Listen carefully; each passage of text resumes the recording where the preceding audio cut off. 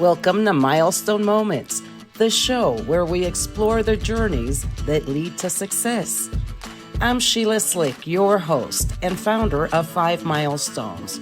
In every episode, we will bring you insights from the minds of entrepreneurs, leaders, and experts who will share not just their expertise, but the milestone moments that have reshaped their journeys and led to significant achievements. So if you're looking for motivation, you're in the right place. Subscribe now and discover the milestones that mark the path to success. Welcome to another episode of Milestone Moments in Business and Leadership. I'm Sheila Slick, your host, and today we're going to talk about how to overcome self-doubt if you're looking to start your own business. Self-doubt is something that stops so many individuals, so many aspiring entrepreneurs in their tracks. It starts with that voice questioning your thoughts. Am I good enough? What if I fail? Who would even buy my product? Who would listen to me? Having worked with hundreds of startups and entrepreneurs in over 25 years in business, I can tell you that this is incredibly common. But the good news is that you can overcome self-doubt and start building your business with confidence. In today's episode, we're going to talk about 5 steps that you can take to quiet that inner critic if you are looking to start a business. Whether you're planning to start a coaching practice, an online store, or a local service business, these 5 steps will help you get the clarity and the courage to move forward. Before we start talking about those steps, let's first understand why self-doubt hits entrepreneurs so hard. And it's not just you.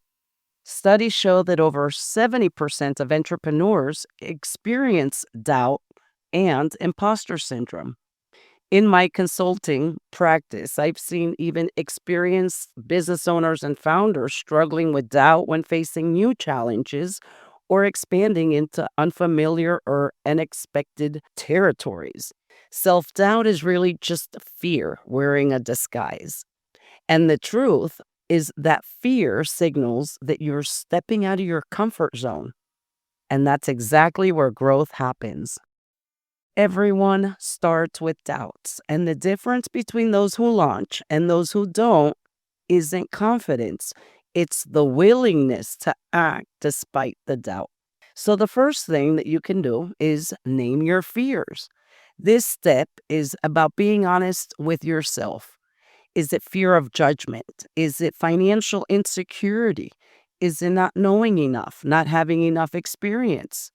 When you start to name your fears, they immediately lose power. Neuroscience backs this up. When you label emotions, your brain's fear center actually calms down.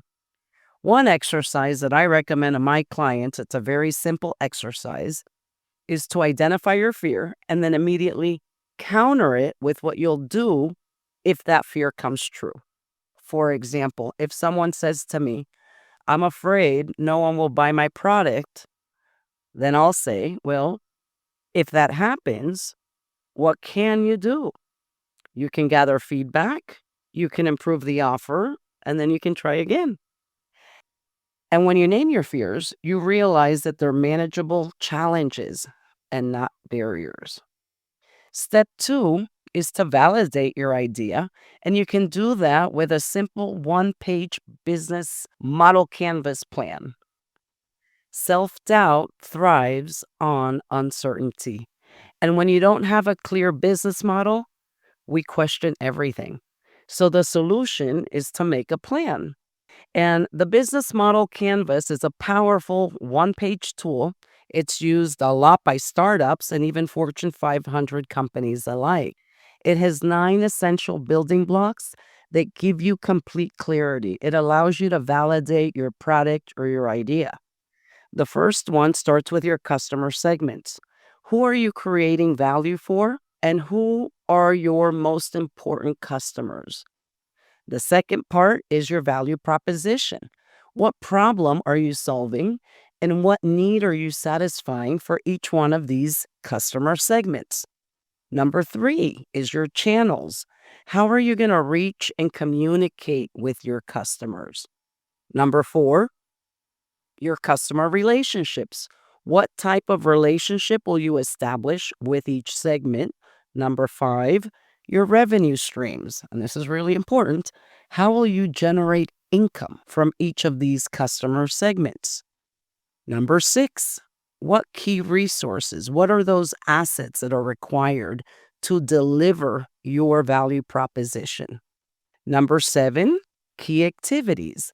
What actions must you take to operate successfully? Number eight, key partnerships.